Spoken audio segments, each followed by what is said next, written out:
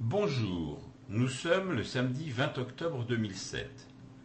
Comme beaucoup d'entre vous me l'ont demandé, permettez-moi de vous rappeler que sur le site de Succès Bourse, à la page http://www.succès-bourse.com, donc le tout en minuscule, slash form, ag.html, toujours en minuscule, vous pouvez trouver quelques explications à propos des e-books concernant l'analyse graphique diffusée par le site de Succès Bourse. Dans ces e-books vous sont exposées les techniques que j'utilise pour vous présenter l'évolution probable du CAC 40 la semaine suivante, comme je le fais en ce moment même. Je vous rappelle simplement que l'analyse graphique, même si elle donne d'excellents résultats dans tous les domaines et pour toutes les actions, et même aussi pour les varants, mais enfin ça c'est autre chose, n'est pas synonyme de gain à tous les coups.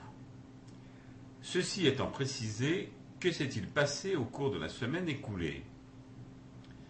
Eh bien le CAC a perdu 1,68% de sa valeur entre le 15 et le 19 octobre 2007.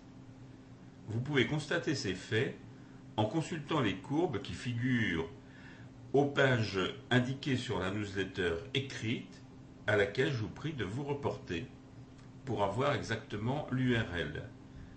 À l'aide de ces mêmes courbes, je vais tenter de vous expliquer comment il est possible de se projeter dans l'avenir pour savoir de la manière dont le CAC évoluera entre le 22 et le 26 octobre 2007. Selon toute vraisemblance, à mon avis, il devrait reculer. Je vous propose d'examiner plus en détail la courbe à 3 mois qui est celle que vous avez sous les yeux en ce moment même. Regardez d'abord les chandeliers. Ils représentent bien entendu l'évolution du CAC, ou tout du moins du cours du CAC.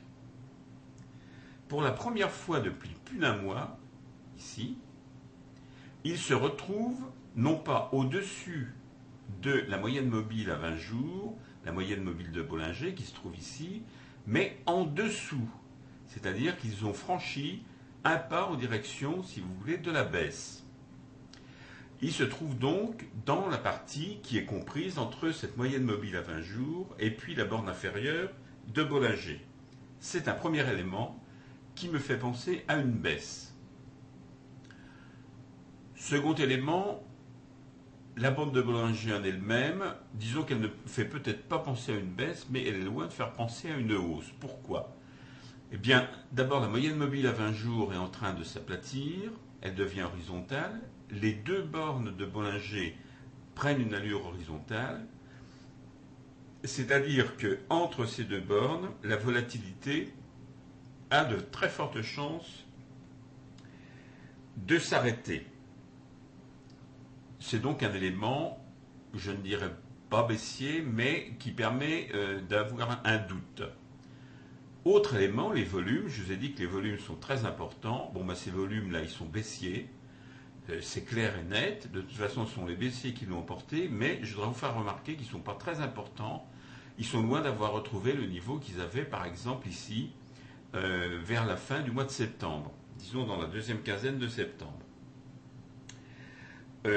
Troisième chose, le RSI qui se trouve ici, le RSI indique simplement que le CAC évolue entre sa zone de surachat ici et sa zone de survente ici.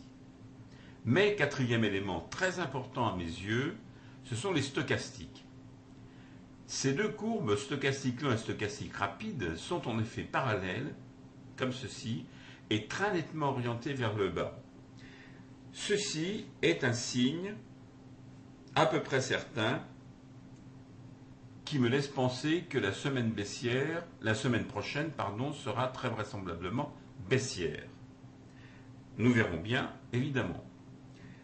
Je vous souhaite en attendant de passer une excellente semaine boursière, et puis je vous dis à la semaine prochaine